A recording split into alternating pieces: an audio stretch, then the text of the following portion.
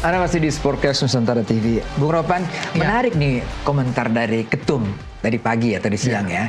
Bahwa kita jangan bergantung, tidak ada Ole jangan bergantung. Karena masih ada A, si B, si C, si Z mungkin ya. Tapi Ketum bilang kami lagi incer 2 pemain. ini saya agak ngeri loh. Tadi saya pikir dengan stok yang ada, tapi tetap ngincer 2 pemain. Walaupun tidak disebutkan namanya nih Bung Ropan, tapi netizen, pengamat sepak bola dan sebagainya lebih tahu juga siapa yang diincar. Gimana Bung? Iya, memang ini kalau diumumkan terlalu pagi kan. Ini belum, kata Ketum, belum ada hitam di atas putih lah. Soal kesiapan mereka, oke, mereka siap untuk membela. Tapi kan harus betul-betul memang terjadi kesepakatan. Karena tidak mudah juga kan untuk bisa jadi warga negara Indonesia. Tapi apapun itu, ini satu kabar yang bagus. Untuk persiapan ada 2 pemain. Karena mengantisipasi oleh Romani itu dia. Walaupun sudah disebut ada si A, ada si Hoki Caraka lah, ada Ramadan Sananta, Rafael Struik ada di sana. Mungkin siapapun Moraven, ada Mauro Silstra. Tapi tetap harus ada 2 pemain yang disiapkan yang sesuai dia bilang. Nah, dan 2 itu bukan pemain tengah, bukan gelandang serang. Itu di lini serang, pemain depan. Nah, banyak yang menjadi tanda tanya. Siapakah gerangan yang akan datang? Itu kan yang menjadi ini. Banyak yang minta Spielberg, kita nggak bisa juga. Yang tahu itu cuma Pak Ketum. Yang bisa tahu pemain itu siapa yang bisa akan datang. Tapi kan kabar bagus ini bahwa ada di lini serang. Berarti ini disiapkan untuk pertandingan di putaran keempat. Menghadapi Arab Saudi dan menghadapi Irak. Nah ini bagus Boy. Cuma orang bertanya penasaran gitu loh. Ingin menunggu siapa. Karena sudah dipikirkan oleh agak berat ya untuk bisa masuk. Sehingga ini terobosan yang dilakukan perlu untuk lini serang. Karena kita butuh. Ragnar juga kan tidak bisa dipaksakan walaupun sekarang sudah pulih, sudah coba untuk bisa latihan-latihan. Tapi dia butuh mungkin pemain yang betul-betul yang siap untuk dimainkan. Makanya perlu negosiat yang ini ya dengan pemain 2 ini untuk meyakinkan itu yang paling penting kan. Mereka bisa bersedia untuk jadi warga negara Indonesia. Wah. Itu. Tapi kan ada nama-nama yang mengapung ini. Banyak lah. Kalau bicara nama kan 2 banyak. nama yang saya kok cari-cari tahu, ada nama Miliano, Yonatan itu udah sebut-sebut. Sudah lama kan itu. Lalu ada lagi siapa Bung? Ada iya, ada Simbergan. Iya. Ini juga mengapung juga nama itu. Banyak Milion Manhoef juga banyak yang mengatakan gitu. Ada banyak yang akan datang. Cuma kan tidak boleh kita berspekulasi untuk bisa mengatakan itu, Boy. Siapa akan mereka? Kalau kita bicara dengan Miliano Yonatan. Dia gelandang serang. Dan tipikal dia bisa bermain di sayap, bisa ke flank. Tapi kalau Pak Ketum bilang, ini memang 2 pemain di lini serang. Lini serang itu ya pasti bisa pemain nomor 9. Nah itu yang masih bertanya. Kalaupun mengarah ke nomor 9, Densa Bergen juga oke. Iya. Iya kan? Tinggi, iya. body bagus. Ibu dari Depok. Ya, itu jadi bisa oke lah, bisa main. Tapi ya kita menunggu saja sebenarnya ini. Iya. Jadi semakin tebal posisinya ada di lini serang. Kalau 2 ini benar-benar memang masuk, jadi berkejar dengan waktu. Karena waktu sekarang kan tinggal 2,5 bulan.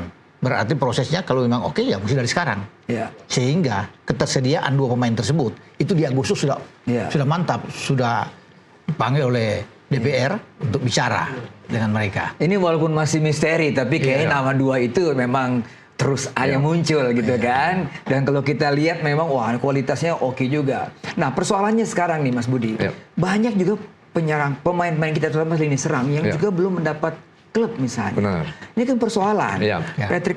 Patrick Kluivert mengatakan bahwa syarat pemain nasional adalah yang main di klub. Nah, ini kan jadi persoalan bagi seorang pemain yang belum dapat klub kan nggak enak ya? Iya pasti begitu. Jadi itu sebenarnya sudah sistem yang seperti itu udah dilakukan pemain-pemain Eropa yang kita jadi pemanggilan pemain itu dari jam menit bermain ketika dia di timnya, bahkan seperti itu.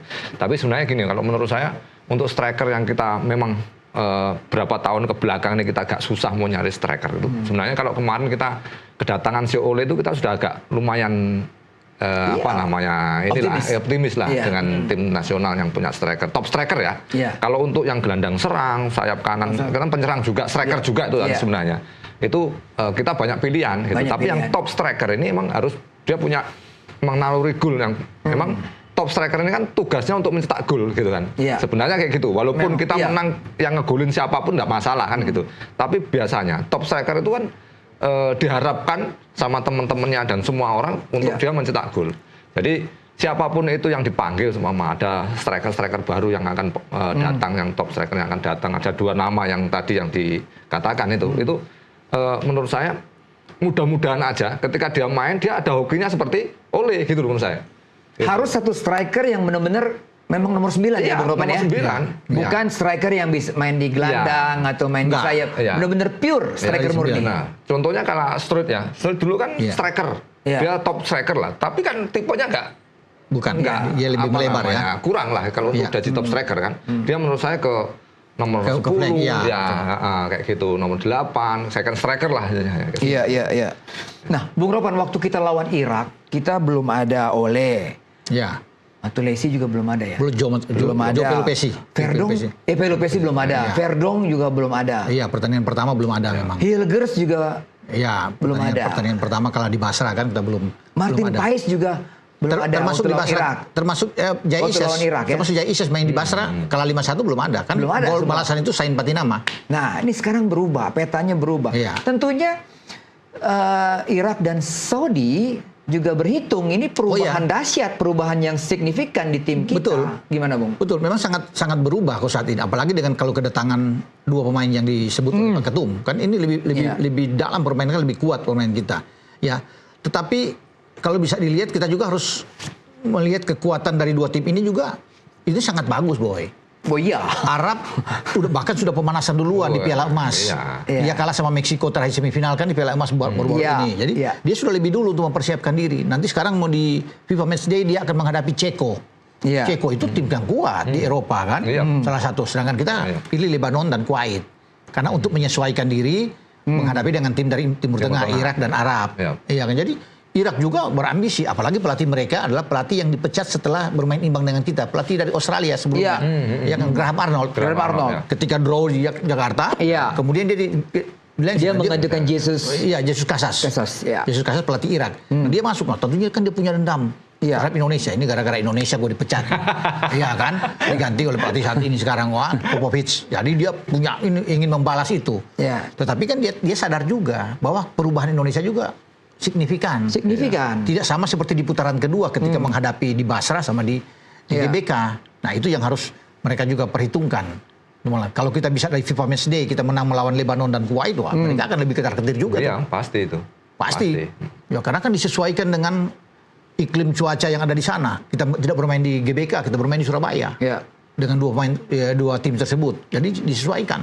Karakter Lebanon dan Kuwait kan hampir sama dengan Irak dan Arab juga. Jadi itu yang akan dilihat oleh mereka. Pasti mereka berhitung, Boy, dengan tim kita saat ini. Mas Budi juga pasti melihat kan waktu lawan Irak tanpa yang tadi pemain-pemain tersebutkan, setelah ada melawan Bahrain, melawan Arab Saudi, itu beda sekali ketika kita. Pasti.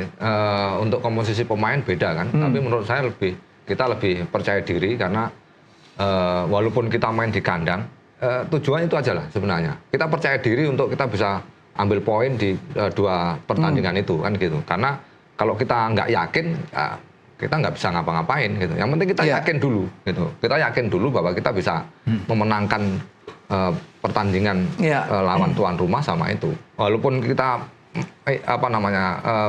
paling minim draw itu udah paling bagus lah kita lawan. Tapi tadi Bung Ropan bilang kita harus curi poin. Ya kalau kita maksimal curi poin itu lebih bagus begitu kan. Berarti kita terbuka untuk kalau kita menang, lolos, gitu kan? Kita menang 3 poin. Artinya bayangan lolos Piala Dunia 2026 itu sudah depan mata. Iya benar. Artinya kalau kita draw saja sama Irak kan pertandingan kedua kan aman buat kita. Tenang buat kita. Dengan mereka yang saling baku hajar. Kan? Jadi pertandingan pertama itu memungkinkan lawan Arab Saudi, Boy. Kita bisa dapat poin. Benar. Bisa dapat poin. Dan mereka juga dengan dua pertandingan melawan kita nggak menang. Ini juga kan akan berhitung benar. 2 pelatih berbeda loh. Ketika imbang mereka ditangani Mancini, dipecat. Lawan Indonesia juga dipecat. Jadi banyak pelatih-pelatih yang bertumbangan lawan Indonesia tuh dipecat juga. Sekarang Ref Hernatan yang jaga, dia kalah juga di Jakarta. Herf datang dengan 2-0. Jadi mereka tahu dan kedalaman permainan dari Arab Saudi itu tidak beda jauh dengan yang kita kalahkan di Jakarta. Hampir sama, Boy. Hampir sama. Kita yang banyak berubah ini dilihat. Jadi potensi untuk menang ada. Walaupun tuan rumah adalah diuntungkan di situ. Kan kita banyak supporter juga kan, banyak TKI kita kan bermain di Arab. Pasti banjir di sana. Bahkan mungkin bisa lebih banyak dari tuan rumah nih kalau mereka datang. Kalau mereka bersatu di Timur Tengah datang semua yang dari Qatar dan Uni Ya pasti lebih berisik pasti. Oh, iya. Ya kan? Dan itu kan pengaruh kan luar biasa. Supporter itu datang. Iya, ini kan buat pemain juga kehadiran semangat penonton itu pasti itu buat semangat untuk pemain. Pasti itu. Jadi kalau supporter berisik, rame, apalagi full kita banyak supporter, kita ada istilahnya ada kekuatan ekstra gitu. Seperti itu. Nah, Mas Bud, sekarang kan juga kan Pastur juga melihat potensi dari U23 yang malam ini main ya kan, ada beberapa nama. Bukan hanya penyerang ya. Oke, sebutlah nama Raven di situ dengan usia 19 tahun, 6 gol kemarin.